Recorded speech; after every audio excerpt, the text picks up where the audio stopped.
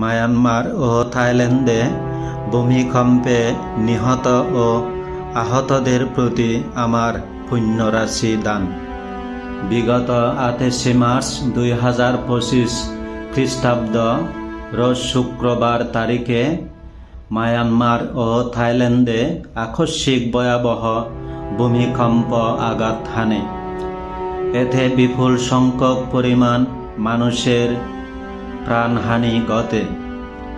এরকম আকস্মিকভাবে এতগুলো মানুষের প্রাণহানি ও বীভৎস ধ্বংসযজ্ঞ হয়ে যাবে তা কেউ কোনোদিন কল্পনাও করেনি। এরকম প্রাকৃতিক দুর্যোগ সারা বিশ্বজুড়ে আর যেন না হয়।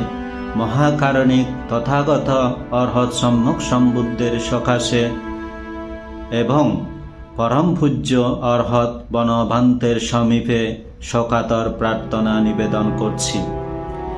সর্বশেষ তথ্যমতে 29 মার্চ শনিবার সন্ধ্যা পর্যন্ত দেশ দুটিতে মৃতের সংখ্যা 1600 ছাড়িয়ে গেছে।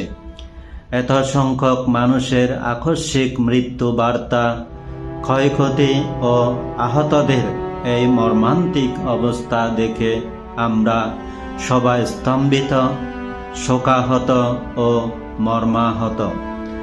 সকল আহত ও মৃত ব্যক্তিদের পরিবারের প্রতি আমার অন্তরের অন্তঃস্থল থেকে গভীর সমবেদনা প্রকাশ করছি।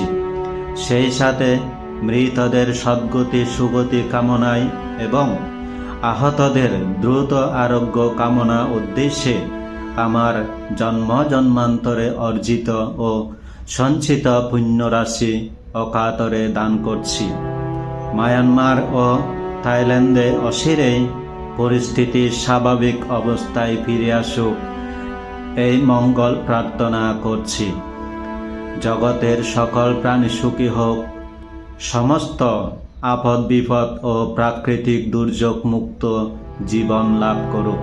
সাধু সাধু সাধু।